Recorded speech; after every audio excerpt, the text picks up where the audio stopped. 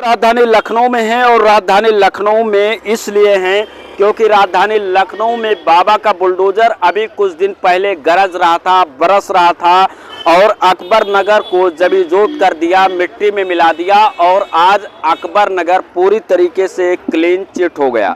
लेकिन वहीं पर बात हम करें हबीब नगर, पंत नगर और रहीम नगर की, तो वहां पर भी प्रशासन द्वारा लाल कलर का सबके घरों पे निशान लगा दिया गया था जो वहां के वासी थे और ये चीज़ कहा गया था कि ये अवैध निर्माण है। तो हबीब नगर की जनता रो रही थी, पंतनगर की जनता बिलख रही थी और न्याय की गुहार लगा रही थी। वहां पर मीडिया पहुंच रहा था और लोगों की बातों को शासन प्रशासन तक पहुंचाने का काम कर रहा था। हालांकि आपको बता दें कि कल हबीब नगर और पंतनगर की जनता, रहीम नगर की जनता योगी आदित्यनाथ योगी महाराज के पास पहुंची और अपनी बातों को रखी। उन्होंने कहा कि अब किसी पे बुलडोजर नहीं चलेगा।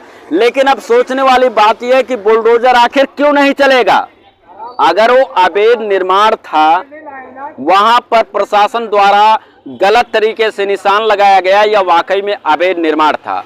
अगर प्रशासन ने सरकार को बदनाम करने की कोशिश की तो प्रशासन के ऊपर कार्रवाई होनी चाहिए। और अगर वो अवैध निर्माण ही था तो अब उत्तर प्रदेश के मुख्यमंत्री बाबा आदित्यनाथ योगी महाराज क्यों कह रहे हैं कि अब वहां पर बुलडोजर नहीं चलेगा, किसी पे कार्रवाई नहीं हो गई? क्योंकि क्या उनको पता चल गया कि ये देश की जनता है, देश की जनता सरकार बना सकती है तो सरकार को गिरा भी सकती है।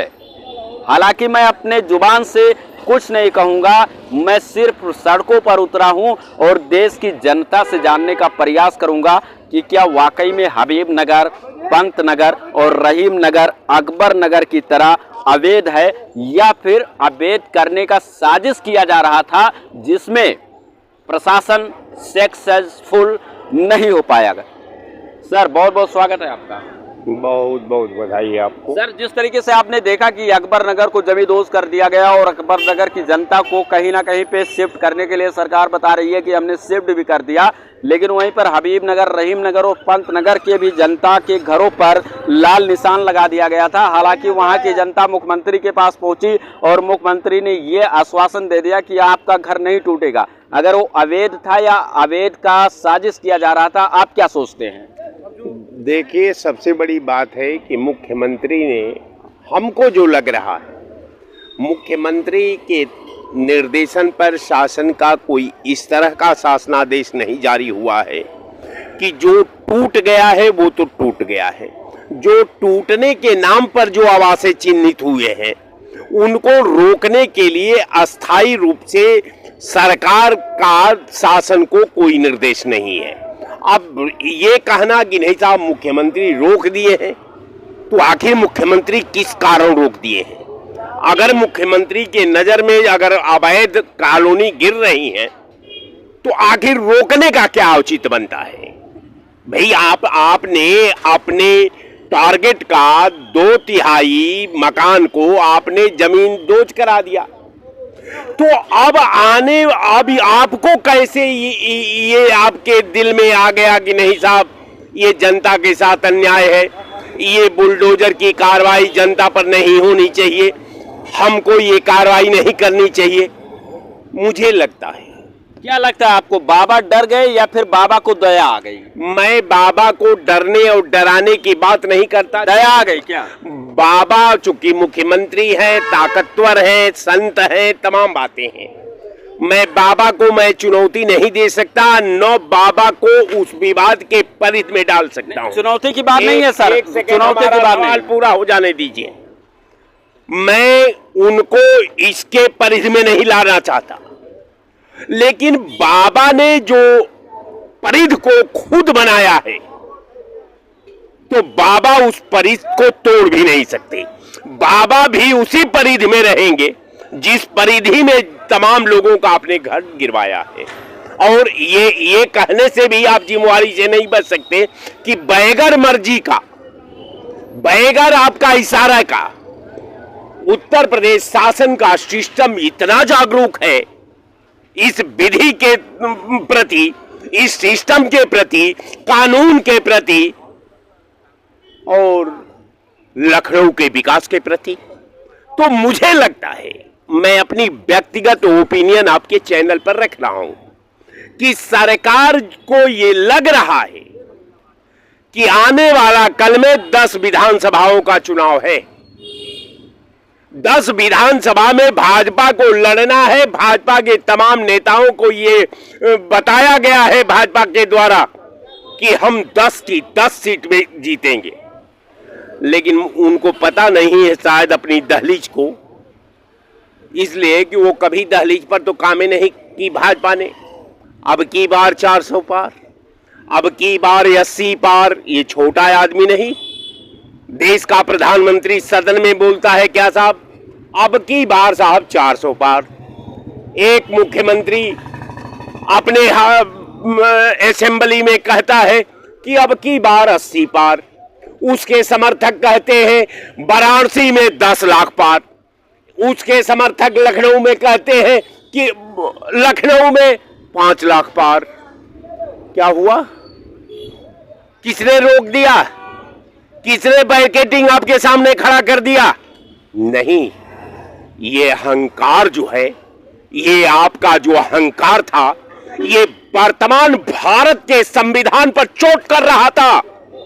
संविधान मताहत हो रही थी, उसकी परंपराएं गिर रही थी, लोकतंत्र खतरे में था। जनता ने आपको हैसियत में ला करके खड़ा कर दिया कि यही आपकी हैसियत है। ये संविधान बड़ा है, देश बड़ा है, देश का सद्भाव बड़ा है, देश की एकता बड़ी है, देश की अखंडता बड़ी है। भारतीय जनता पार्टी की सरकार नहीं बड़ी है। ये जनता ने साबित करके आपको आपके दहलीज पर खड़ा कर दिया। तो मैं कहना चाहता हूं कि भाजपा द्वारा प्रायोजित ये जो घटनाक्रम है, लखनऊ का सफाईकरण के नाम पर, लखनऊ के प्रोजेक्ट निर्माण के नाम पर, लखनऊ के विकास के नाम पर, तो मुझे लगता है कि विकास की परिभाषा तो कभी भारतीय जनता पार्टी ने पढ़ा ही नहीं। जो अपने 10 साल के कार्यकाल में एक प्रोजेक्ट का निर्माण करके ऑल ओवर इंडिया, कन्याकुमारी से लेकर कश्मीर के बीच में बता दे तो फिर मैं मान जाऊं। लेकिन ये कहती क्या है? आता विकास, ये नाली को विकास समझती है, ये शौचालय को विकास समझती है, राम का मंदिर निर्माण का विकास समझती है। ये शिक्षा का विकास नहीं पढ़ी है, ये रेलवे लाइन का विकास नहीं पढ़ती, ये नहरों के निर्माण का विकास नहीं पढ़ती, ये टेक्निकल कॉलेजों का विकास नहीं पढ़ती, ये लॉ कॉलेजों के बारे में नहीं सोचती। ये कोई शोध करने वाली एजेंसियां का निर्माण की बात नहीं करती।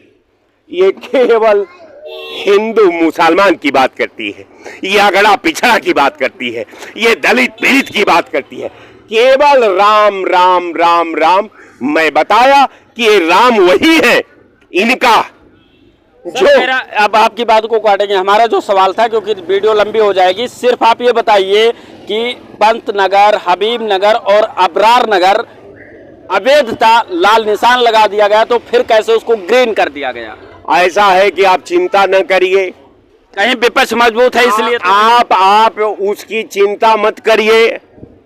ये समय ने कंस का भी वध किया है, ये समय जो है दुर्योधन का भी वध हुआ है, ये समय जो है रावण का भी वध हुआ है, और ये समय भारतीय जनता पार्टी का वध करेगा, कोई रोक नहीं सकता। ये समय पर छोड़ दीजिए। जय हिंद। क्या कहना चाहेंगे, जिस तरीके से अकबर नगर को ध्वस्तीकरण किया गया, जमीजोत कर दिया गया, अकबर नगर को मिट्टी में मिला दिया गया, तो वहीं पर प्रशासन ने ऐसा काम किया कि हबीब नगर, रहीम नगर और पंत नगर में भी जाकर के घरों को चिन्हित किया कि ये अवैध है, लाल निशान लगा दिया गया। लेकिन जब वहां की जनता ने विरोध किया, धरना प्रदर्शन किया और मुख्यमंत्री से न्याय की गुहार लगाए, तो मुख्यमंत्री ने कह दिया कि अब वहां पर कार्रवाई नहीं होगी, आप परेशान ना होइए। क्या कहना चाहेंगे, वो अवैध था, मुख्यमंत्री के संज्ञान में मामला नहीं था, कहीं प्रशासन साजिश के तहत सरकार को बदनाम करने की कोशिश कर रही थी, या फिर विपक्ष को मजबूती के साथ देखते हुए बाबा ने अपना पासा पलट दिया? देखिए, हमको लगता है रहीम नगर, कुर्मांचल नगर और पंत नगर में सारे उत्तराखंड के लोग बसे हुए हैं। अधिकतम वहाँ 90% आबादी उत्तराखंड के लोगों की है और योगी आदित्यनाथ जी उत्तराखंड से आते हैं, इस वजह से उसको उन्होंने वापस ले लिया कि अपने लोगों को नुकसान नहीं करना है, अपनों के बीच में अपनी बनाए रखना है। आपका कहने का मतलब है कि वहां पे अबरार नगर, पंत नगर और रहीम नगर में उत्तराखंड के लोग वास करते हैं और उनका निर्माण है, इसलिए वो अपना परिवार समझ करके उनको माफ कर दिए। जी हाँ, ऐसा ही है। लेकिन वो अवैध है आपके नजरों में? अब ये तो मैं नहीं बता सकता, मैं उसका कोई लेखपाल तो नहीं हूँ, न तहसीलदार हूँ, लेकिन जैसा लाल निशान लगाया गया है और जिस कैटेगरी के आधार पर उनको छोड़ा जा रहा है, उसी कैटेगरी के आधार पर जो अकबर नगर के लोग उजाले गए हैं, उतनी परिधि को छोड़कर इस लोगों को पुनः बसाया जाना चाहिए सरकार के खर्चे पर। मतलब आपका कहने का मतलब है कि अगर अकबर नगर वाले भी उत्तराखंड के होते तो अकबर नगर भी आज एकदम हंसता खेलता हुआ नजर आता। बिल्कुल हंसता खेलता हुआ नजर आता, लेकिन हमारी एक डिमांड ये है कि जो कुकरेल नाले से 15 मीटर की दूरी पर मकान है जिनका, उस आधार पर छोड़ा जा रहा है, तो कुकरेल नाले से 15 मीटर जोड़ करके जिन लोगों का मकान गिरा दिया उनको फिर से स्थापित कर दीजिए। लेकिन वहां तो बनाया जा रहा है स्मार्ट सिटी के नाम पर, कुकरेल नाले को नदी का रूप दिया जा रहा है, क्योंकि गंगा माँ है और गंगा माँ पवित्र होगी तभी हमारा देश आगे बढ़ेगा। एक गंगा माँ को गंदा बना करके लोग चले गए, गंगा को जो है सब्सिडी निकालने के लिए आए थे, करोड़ रुपया नमामि गंगे में खा के पेल के चले गए यहाँ से। अब कौन सा उस कुकरेल नाले को गंगा मैया बनाओगे? गोमती मैया में तो नाला गिरा रहे हो और कुकरेल को गंगा मैया बना रहे हो, जो नाला ऑलरेडी है पहले से। पहले से नाला वो तो लोग बता रहे हैं, कह रहे हैं वो सहायक नदी थी गोमती की। अरे तो भैया जो पूरा सरकटा नाला बेगमगंज, ये जितने हैदर कैनाल जा करके गोमती में गिरा रहे हो, पहले उसका तो व्यवस्था करो। वो क्यों नहीं करते हो? एक गंदे नाले को तुम नदी बनाने पर तुले हो और नदी को नाला बनाने पर तुले हो। इस पे क्या कहना चाहेंगे कि हबीब नगर, पंत नगर, रहीम नगर अगर बच रहा है तो क्या है? वोट बैंक की राजनीति है या फिर वो अवैध नहीं था, अवैध का हवाला देकर लोगों में दहशत फैलाया जा रहा था, या विपक्ष के आगे सरकार को घुटने टेकने पड़े? ये सरकार घमंडिया सरकार थी और घमंडिया ये लोग हैं। मैंने सिर्फ कहा कि उत्तराखंड के लोग बसे हुए इसलिए उनको बचाया जा रहा है, बाकी और कोई काम नहीं। उत्तराखंड के लोग हैं इसलिए रहीम नगर, पंत नगर और हबीब नगर को बचाया जा रहा है। क्या कहना चाहेंगे आप सर? क्या बचाया जा रहा है? जिस तरीके से हाँ, अकबर नगर में बाबा का बुलडोजर चला, कोर्ट के आदेशों के बाद मिट्टी में जमींदोज कर दिया गया, अकबर नगर आज पूरी तरह क्लीन हो गया, तो वहीं पर हबीब नगर, रहीम नगर और पंत नगर पे भी कई घरों पर लाल निशान लगा दिया गया था प्रशासन द्वारा, और ये कहा जा रहा था कि ये भी अवैध है, इसको भी टूटना है। लेकिन वहां की जनता सड़कों पर आई, मीडिया के सामने अपने बातों को रखी और उत्तर प्रदेश के मुख्यमंत्री के पास न्याय की गुहार लगाने भी चली गई, तो वहां पर आश्वासन दे दिया गया कि अब आप लोगों का घर नहीं टूटेगा। तो आखिर अगर वो अवैध था तो क्यों नहीं टूटेगा? विपक्ष मजबूत है विपक्ष के डर से, या फिर वोट बैंक बनाने के नाते, या फिर प्रशासन की साजिश थी सरकार को बदनाम करने की? सवाल सीधा सीधा आ रहा है केवल गिराने पर। आप ज़्यादा प्रश्न कर गए और मेरा स्पष्ट कहना है कि कोई माने या न माने, मैं स्पष्ट कह रहा हूँ, जब तक चुनाव 10 विधानसभा सीट का नहीं हो जाएगा तब तक कोई भी नाले का, कोई भी नदी का और कोई किसी भी जगह का जहाँ जहाँ चुनाव होने हैं या आहट है उस जगह ऐसा कार्य नहीं होगा। रह गई बात गोमती नगर का, गोमती का पाठ कितना लंबा था आप जानते हैं? अध्ययन करिए, अध्ययन करेंगे तो गंगा जी से भी ज़्यादा गोमती का पाठ था। गंगा जी आज आई हैं, ज़्यादा दिन नहीं हुआ है, लेकिन गोमती अरबों खरबों की है। पहले उसको समझने की कोशिश करिए। यदि नदी है तो नाला बनेगा। क्या भारतीय जनता पार्टी का कार्यालय भी नाले में कहीं न कहीं है? अच्छा ये बताइए, आपके मोबाइल में टोन बज रहा है कि ये पैसा बोलता है, ठन ठन की है आवाज, ये दुनिया है गुलाम की पैसा बोलता है, इसका क्या मतलब? अब इसका मतलब ये है कि मैं बनारस से भदोही होते हुए सूर्यावा से लखनऊ आया, किराया लगा तब आया, और किराए में पैसा देना पड़ता है। यहाँ भी चाय पियो तो किराए में वो चाय का पैसा दो। आपको भी यदि आवश्यकता पड़ गई प्रेम के नाते कि भैया आओ चाय पियो, तब भी पैसा दो। तो आखिर पैसे की हर जगह है, पैसे की जगह तो हर जगह है, पैसे की जगह कहाँ नहीं है? कोई बता दे। बिस्कुट खाएगा कोई बिना पैसे का बिस्कुट खिलाएगा? हाँ, आज यही सरकार उत्तर प्रदेश में पैसा रेवड़ियों की तरह बांटी है। किसको? खुमचा व्यापारियों को। आज खुमचे भी हटाए जा रहे हैं, इस पर भी चर्चा करिए आप। खुमचे भी हटाए जाएंगे, तो जब खुमचे हटाए जा रहे हैं तो पैसा किस लिए दिया? अच्छा ये बताइए, आगे आइए। हबीब नगर, अबरार नगर, पंत नगर वैध या अवैध? हैं? वैध या अवैध? वैध है, वैध है। पहले भी था, आज भी है। पहले भी था, आज भी है। जिनका गिरा है उसका बनवाया जाए। मेरा क्या लगता है आपको, जिस तरीके से अकबर नगर को ध्वस्त कर दिया गया उसी तरह हबीब नगर, पंत नगर और लाल निशान लगा दिया गया, अब बाबा ने बैकफुट पे आ गए। बाबा का बैकफुट आने का क्या कुछ कारण आपको दिख रहा है? देखिए, पहली बात तो सरकारों के अपने गिरेबान में झांक कर देखना चाहिए। आप इन्हीं को कहिए कैमरा उधर घुमा दें तो सड़क के अंदर कूड़ा घर है, पीछे चले जाइए तो चौराहे के बीचों बीच पुलिस स्टेशन बने हुए हैं, कैबिन बने हुए हैं, जगह जगह मंदिर है, सड़कों पर मजारे हैं, और दुकानों के बाहर जो पूंजीपति टीवी फ्रिज वाले हैं, जो डीलर हैं, उनका आधा माल सड़क के ऊपर पड़ा रहता है। अतिक्रमण हटाने और अतिक्रमण की बात नहीं मैं कर रहा हूँ, ये कह रहा हूँ कि हबीब नगर, पंत नगर, रहीम नगर अवैध है या वैध है आपकी नजरों में? मुझको तो लगता है अवैध है, क्योंकि देखिए सरकारी अवैध है। अवैध है तो बाबा ने क्यों मना कर दिया? अगर अवैध है तो अवैधों पे तो उनका बुलडोजर चलता है, फिर क्यों उन लोगों को आश्वासन दे दे कि आपका नहीं टूटेगा? भैया अभी आपने उपाध्याय जी को सुना, उन्होंने कहा चुनाव है। जो उपाध्याय जी खाते हैं वही आप खाते हैं, जो उपाध्याय जी पहनते हैं वही आप पहनते हैं। उपाध्याय जी की बात नहीं, अपनी बात बताइए। नहीं तो मैं वही बात को उसको समर्थन करता हूँ ना, कि जब चुनाव आ जाते हैं तो ये काम धीरे हो जाते हैं, फिर ये चुनाव के बाद चालू हो जाएंगे। मगर आपने एक सवाल किया था एक आदमी से, राय साहब से, कि बाबा डर गए हैं या नहीं। तो ना बाबा डरते हैं ना डराते हैं, उनको जो करना है वो करते हैं। और देख लीजिए, मैंने आपको कहा है, मैं पिछले 1.5-2 साल से कह रहा हूँ कि ना तो नरेंद्र मोदी में हिम्मत है, ना अमित शाह में हिम्मत है कि बाबा के कॉलर तक हाथ लगा सके। देख लीजिए ना, किनारे कर दिया केशव प्रसाद मौर्य और पाठक जी को। 30 पर्यवेक्षक बनाए गए 10 चुनाव के लिए, जो 10 जगह का उपचुनाव है, और खुद सर्वा बाबा ने सब कुछ किया।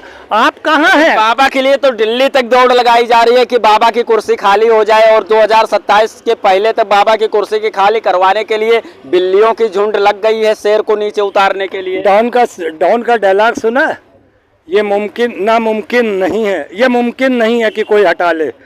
11 मुल्कों की पुलिस अमिताभ बच्चन को ढूंढती थी, तो तब आपको क्या लगता है कि हबीब नगर, पंत नगर पे और वहाँ पे अगर वो अवैध है तो वहाँ बुलडोजर चलेगा? केवल आश्वासन दिया गया है। बाबा, मैं बुलडोजर का समर्थक नहीं हूँ, ना ही मैं कहना चाहता हूँ किसी को उजाड़ा जाए, मगर मैं ये जरूर कहता हूँ कि अगर अतिक्रमण सरकारी जमीन पर है तो उसको आप हटाना भी चाहते हैं तो पहले उनको व्यवस्था दीजिए,